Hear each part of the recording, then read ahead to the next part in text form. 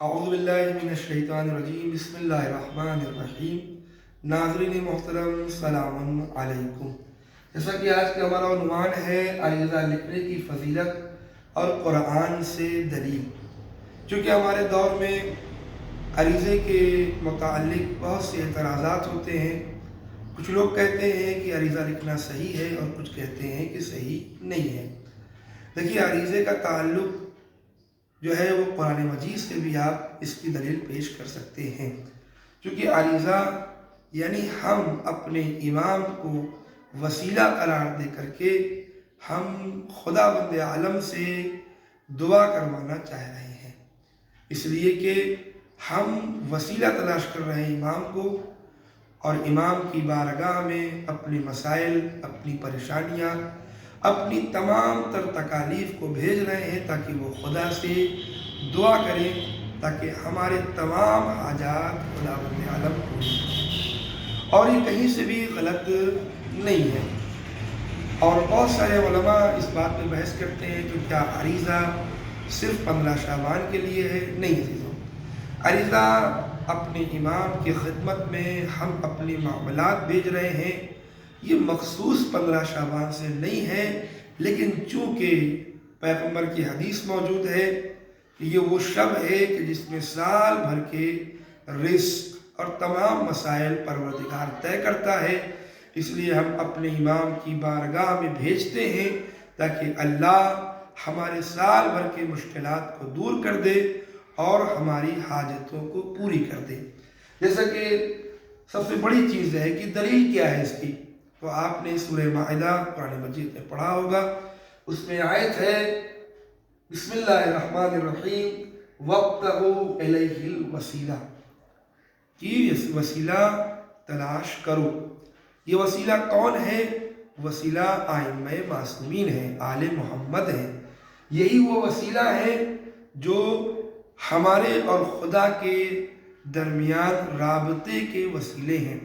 آپ خود پڑھتے رہتے ہیں، دعائے نطبہ کا ایک جملہ ہے کہ اَيْنَ السَّبَبُ الْمُتَّصِلُ بَيْنَ الْأَرْضِ وَالسَّمَاءِ، ہمارے امام آخر کو کہا گیا ہے، تو یقیناً بہترین وسیلہ ہمارے امام ہیں، اور ہم اپنے تمام تر مسائل عریضے کے ذریعے امام کی خدمت میں بھیج سکتے ہیں۔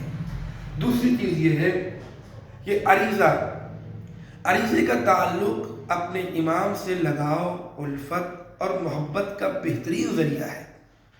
جب ہم ان کے روز ولادت اپنے حاجات اور معاملات کو اپنے امام کی بارگاہ میں بھیجتے ہیں تو یقیناً یہ دلیل ہے کہ ہم مولا کی محبت اور الفت اپنے دل میں بسائے ہوئے ہیں، اس لیے کہ ہم اپنے مولا کی خدمت میں اپنے حاجات بھیج رہے ہیں، اور یہ دنیاوی طریقہ ہے جس سے انسان تعلق رکھتا ہے، اس تک اپنے معاملات پہنچاتا ہے۔ لہذا ہمارے جو سلطان، آقا، رہبر اور مولا امام ہیں، وہ ہمارے مولا ہیں جو کائنات کے مالک و مختار ہیں۔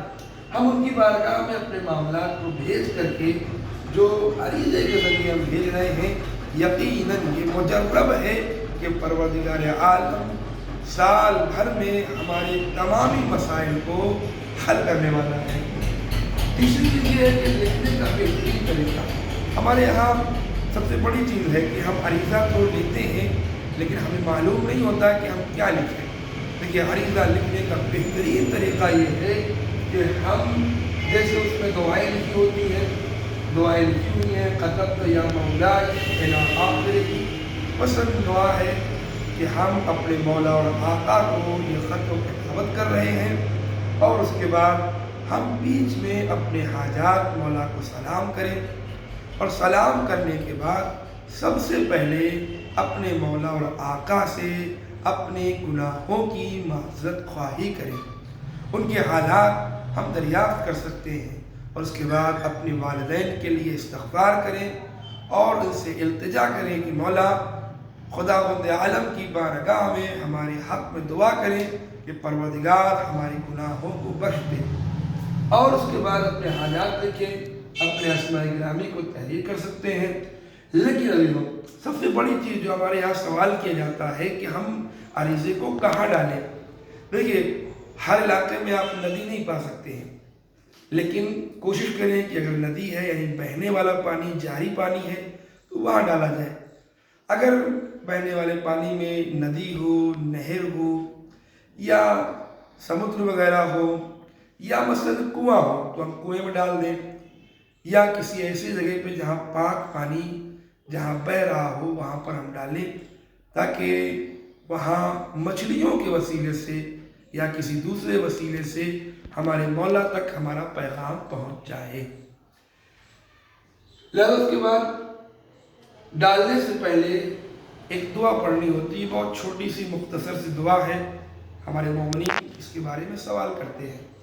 دیکھیے ہم مولا کے نائب کو آواز دیتے ہیں اور دعا پڑھتے ہیں، یا حسین ابن روح سلام علیک، اے حسین ابن روح آپ پر میرا سلام ہو.